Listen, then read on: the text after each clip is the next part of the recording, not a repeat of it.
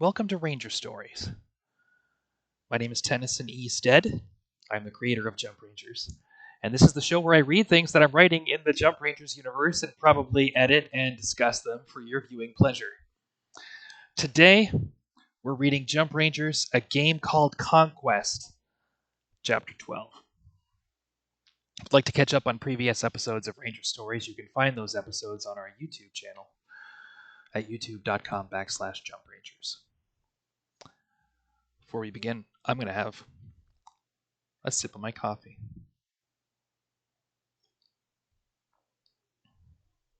That's my last copy of the day.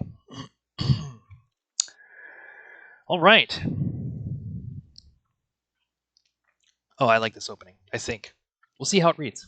Part of the fun of all this, by the way, is that I really do want this story to be readable. You know what I mean? And if it doesn't flow as spoken word the way that I want it to, then it needs to get rewritten. So, because I want this to be a bedtime story for kids, I want it to be something that you can enjoy as a family. I want Jump Rangers all around to be inclusive and participatory. And that means getting the parents participating. That's the dream. You know, at some point, hopefully this game will be big enough, and this story, this universe will be big enough that I get accused of just being a sellout. And, you know, these kinds of ideas are going to be something that people accuse me of being cynical about. The hope is that I will be successful enough that I can be accused of being cynical about it. Right now, this is all in its infancy. I think it's hard to call any of this cynical. Because it's all a dream, right? But there's going to come a day when it's not. Hopefully, much like to some degree, Disney has preserved its culture. I want to make sure that there's a foundation of empowerment and participation and fun at the core of Jump Rangers that I'm sure people will, look at the success of the project and say, well, whatever makes a buck, right? That's to these kinds of problems. That's what we're hoping for. So yeah, there's a method to my madness in reading this out loud. I want to hear it, and I'm sure I'll be reading it again and again and again. But at least once I can do it online. So let's start chapter 12. Have you ever heard a story where some brave little kid gets swept away to someplace wonderful, where wise and kind adults help to shape them into the hero they were always supposed to be? Ever hear a bedtime story where some magic person steps in and interrupts the mundane life of some misfit colony kid who never would have figured things out on their own? Sure you have. Everybody hears that story. Everybody hears that story. Sure you have. Everybody hears that story. Let's just make that its own paragraph. It'll be punchier that way. Sure you have. That was included in the previous paragraph. I think it felt a little like an afterthought. It's not an afterthought. In a lot of ways, the Jump Rangers are just the kids who got sick of waiting for that to happen to them. There we go. In a lot of ways, the Jump Rangers are just the kids who got sick of waiting for that to happen to them. Each of us made the decision to become that magic person. Instead of waiting for them to find us.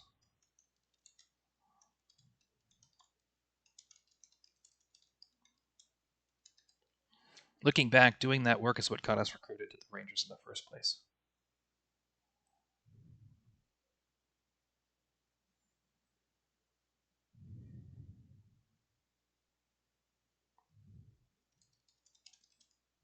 That's a little confusing.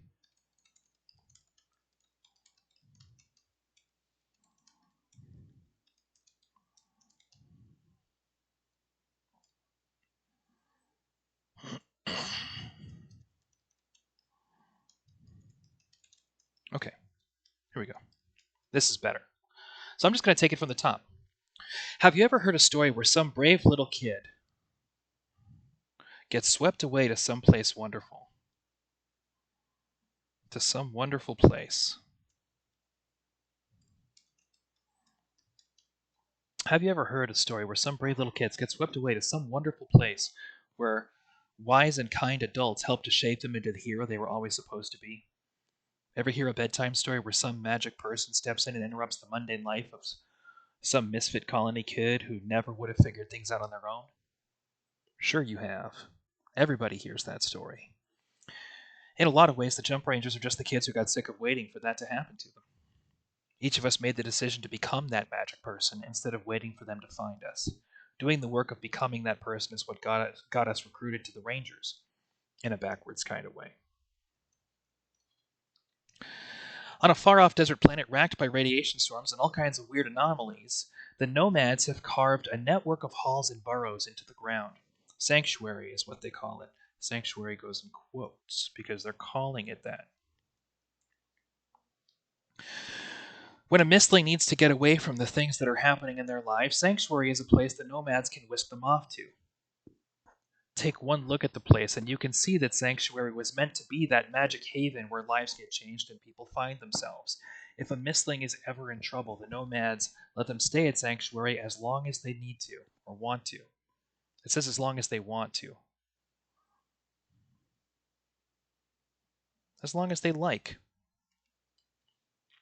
If they decide to start giving back to Sanctuary, the nomads are ready to teach them how.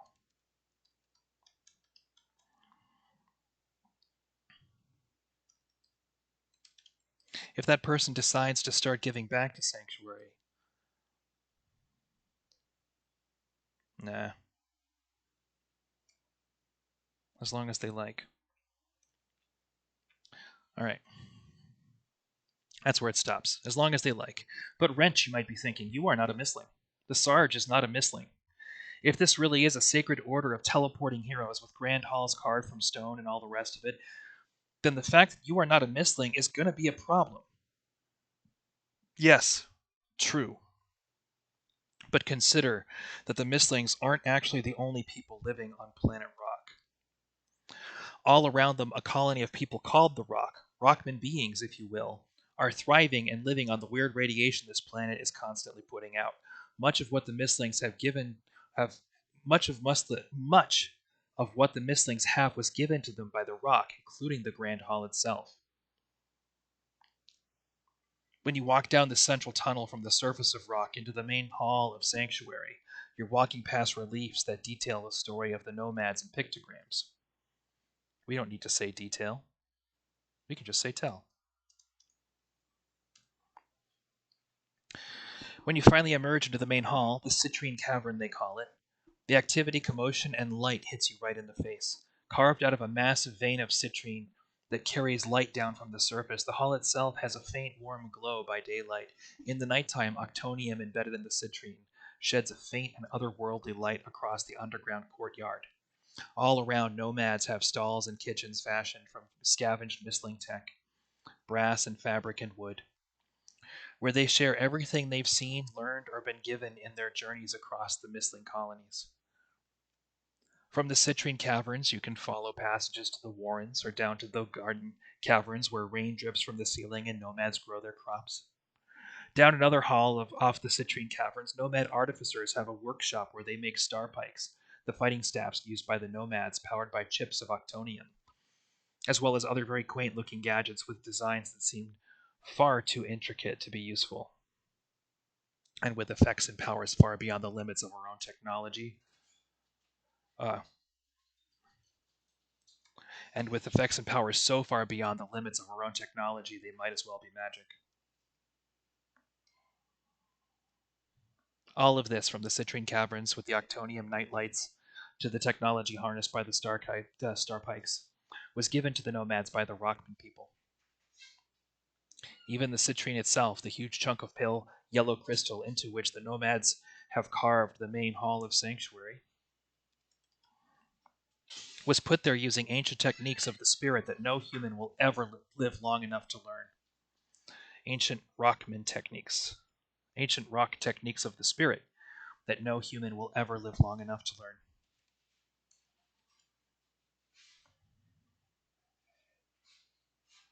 If you look down at Sanctuary from above, you can see it's carved into the caldera of a huge amethyst crater. That crater is the resting place of an ancient Rockman astronomer named Moldavite. Having laid down to look at the stars thousands or maybe even millions of years ago, Moldavite has grown into the crater just like any crystal grows. Eventually, they just became their own observatory. Moldavite watched from planet Rock as the Saurian horde invaded planet Mist. When the Nomads, the scouting guild is what they were called back then, started searching for some way of fighting back, Moldavite led the scouts to planet Rock and offered what help they had to give. Moldavite knew what the spore bugs could do and where they came from.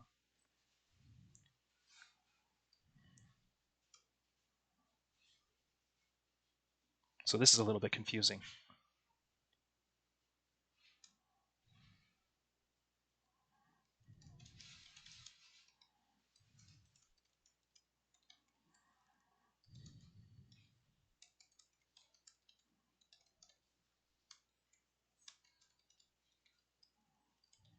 Okay.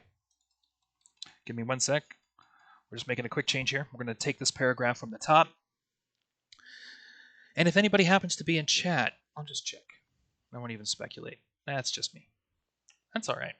If you're watching this on YouTube, by the way, thank you for checking out Jump Rangers on YouTube. There's a lot more content coming. There's a lot of stuff coming to the YouTube channel. It's nice to have a steady stream of content built up, finally. Moldavite watched from planet Rock as the Saurian horde invaded planet Mist. When the Nomads, the scouting guild is what they were called back then, started searching for some way of fighting back, Moldavite led the scouts to planet Rock. Moldavite knew what the spore bugs could do and where they came from, and thought that the spore queens might be helpful to the scouting guild. What I'm saying is the Nomads don't really have any business playing cold with aliens. Everything the Nomads have was given to them by the Rockman people, and don't get me wrong, the Nomads have done great things with those gifts, and they've endured a lot of hardships to get where they're at. All I'm saying is that they didn't get here alone. They didn't get there alone. It's there. And they know it. Knowing that makes the Nomads a little more willing to take a person like me or the Sarge at face value. Don't be too quick to assume that a human can't make their way at Sanctuary. Standing outside the entrance, the Sarge and I shrank down small enough to fit through the entrance tunnel. When you're the size of a mouse, that burrow is long indeed. So is the history of the Mistling people. Making our way down the tunnel, Scrap started teaching us to read and understand Mistling history. The pictographs that tell their story.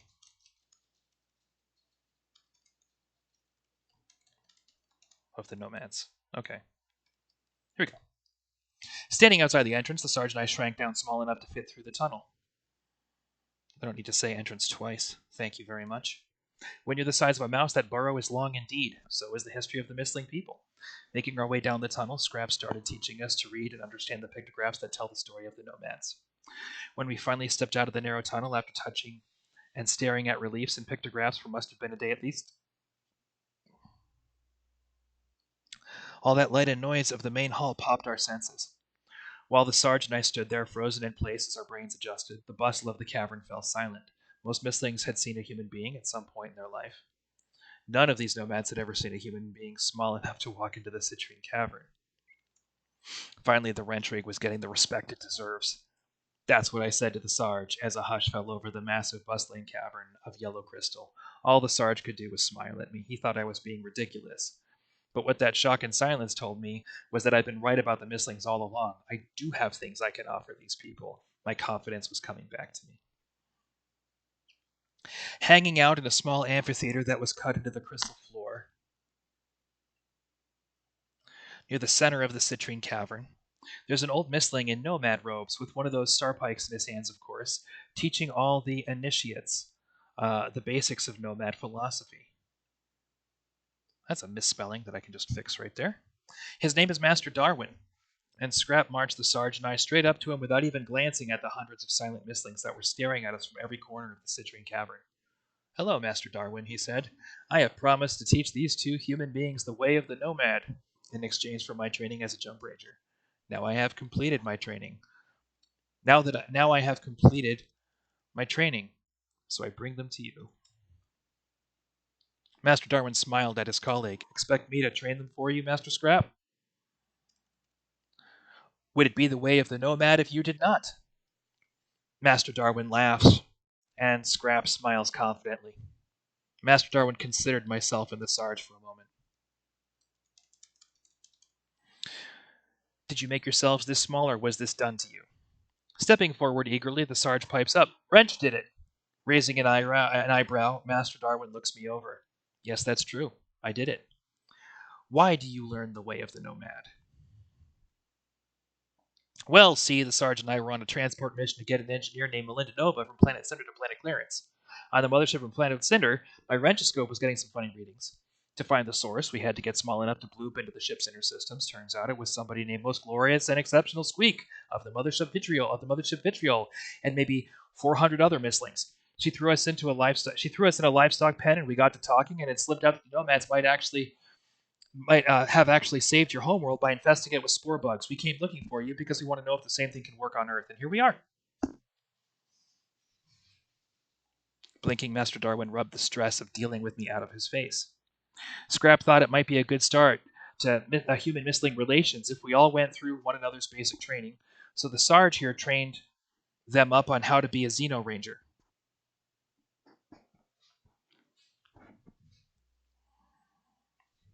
Undeterred, I continued my story.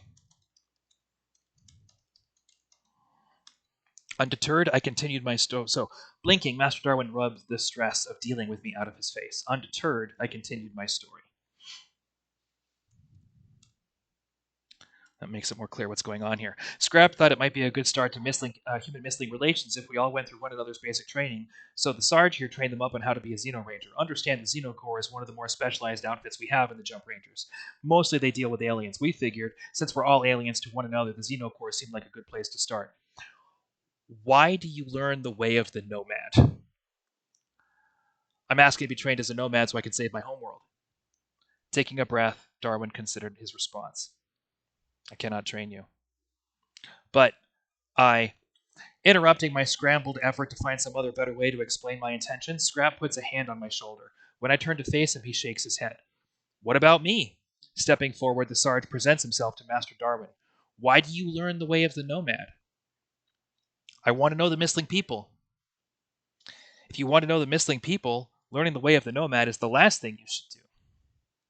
With that, Master Darwin turned to address his students. When the Sarge interrupted him to ask for his help, he barked at us to leave. Turning to Scrap for advice, I saw that he was actually long gone. By that point, I noticed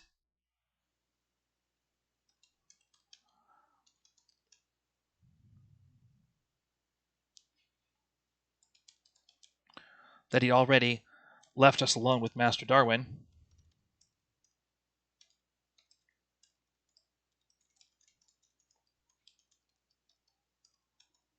Turning to Scrap for advice, I noticed that he'd already left us alone with Master Darwin. When I turned back to the Sarge, I saw him sitting at the edge of the amphitheater watching Master Darwin teach the assembled nomad apprentices. Seeing the Sarge sitting there, I realized that Darwin was probably telling us to leave as some kind of test of our resolve. Getting into trouble has never been as easy for me as it is for the Sarge, but I hate failing tests, even more than I hate getting barked at. Sitting down beside the Sarge, I tried to follow Master Darwin's lesson. Late that night, long after Master Darwin had flickered off to wherever it is he goes to rest, Master Scrap appeared at the edge of the amphitheater with a pop. Ushering us down one of the side passages, he found us a cozy burrow carved into the face of an underground chasm. Getting in and out of the burrows was easy enough for the mislings, who used netting along the cliffside for climbing. For safety, the Sarge and I tied up our winch lines and lowered ourselves down. Getting up before sunrise, the Sarge and I winched ourselves back up to the corridor leading to the citrine caverns. Sitting down in the amphitheater, we waited for Master Darwin to arrive. Once again, he told us to leave. Once again, we stayed and listened.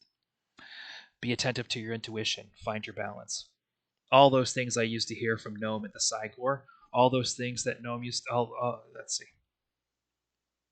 All those things I used to hear from Gnome in the Psi Corps, those were pretty much the things that Master Darwin was teaching his initiates. Tap into your spirit and the path will reveal itself. Don't try to make things harder than they need to be. Don't let your brain get in the way. Don't let my brain get in the way? Are you kidding me, Master Darwin? My brain is the only thing that keeps me alive. Even as I felt my frustrations piling up inside me, I noticed the Sarge nodding like he could understand what Master Darwin was talking about. Taking a breath, I sat myself down and waited out the second day. On the third day, we made our way up the cliff before dawn, and waited in the citrine cavern for Master Darwin to begin his class. When he arrived, he told us to leave. Neither of us did. Instead, we sat there and listened to his lessons about inner peace and the power of the spirit. Sitting around his amphitheater, yeah, I like that. It says the amphitheater, but I like his better. There's a reason why I said that. Sitting around his amphitheater, still as you like, his students would meditate on his words. Taking up a posture similar to the Mistlings, as best we could, the Sarge and I joined them in their meditation. Before the hour was up, my own doubts were so loud in my head that I couldn't even hear what Master Darwin was saying. Was I being headstrong and stupid for bossing my way into a place like this? Nobody asked the Sarge and I to run off chasing stories. For that matter, nobody asked us for a plan to save the Earth. If Slappy was right about Admiral Paxis, it seemed pretty clear that people had a plan already. Was I being desperate by coming here? Was it foolish to run halfway across the galaxy seeking out whole new alien civilizations just to find some other way of doing things? But then again, here I was. When the Sarge and I ran off looking for answers to our questions about the Mistlings and the Spore, those questions led us here. The Nomads are real enough, that's for sure. What's more, they seem to understand the questions we were asking. All we had to do now was convince them that we were worthy of their trust. Then, at least, we'd find out what they knew. Why do you learn the way of the Nomad? Does it really matter why? I'm doing it, aren't I? How is the question I wanted answered to. How do I learn the way of the Nomad? Master Darwin smiled. Good. Tomorrow we begin your training. That's a pretty freaking good chapter. I had a couple of adjustments I had to make, but I like where we're at with this one. So I'll print it up and I'll get this video posted on the YouTube. There's on Thursday there's another what you call it, mission files, and it's gonna be another one shot adventure that we're gonna write, and it may take I have an idea that I really want to explore. I just finished the rewrite on the Undersore Alliance mission, which is a long campaign. That's based on how long it's taking us to work through the content just of the initial mission in the Jump Rangers book on metagame. It's the content of Undersore Alliance is a campaign's worth, which is good. But there's some world building issues that I need to work out, and I have a solution that I'm particularly proud of. And I think I'm going to work them into a one-shot mission, and it's going to take some time to write. So we'll start working on that on mission files. That's good. And then Saturday, so that's 5 p.m. Thursday Pacific time. Saturdays, we have what's called metagame. I have no idea what that was. I think it was Discord. Metagame is an actual play stream, Saturdays at 1:30, with game devs. Right now, it's myself, Ippy Looney, who is going to be a voice actor in Jump Rangers, and who is my wife and has been playing this game for years, and Federico, who is our art director, and currently our one and only concept artist. Just going to be other people stopping in as we, excuse me, I got the hiccups from the coffee.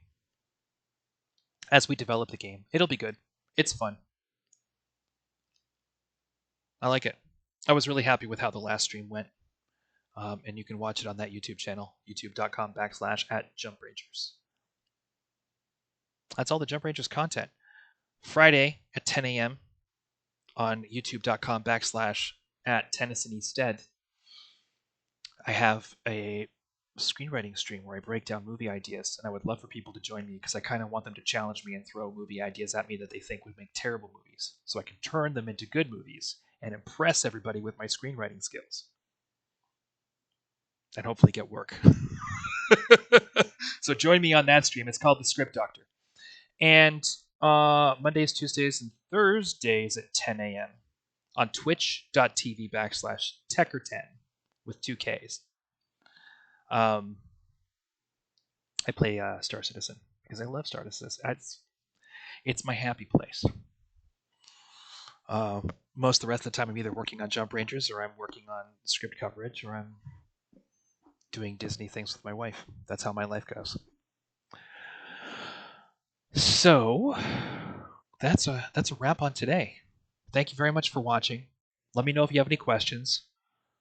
Please feel free to show up for any of the Jump Ranger streams or any of the streams, and go high and go far, Rangers.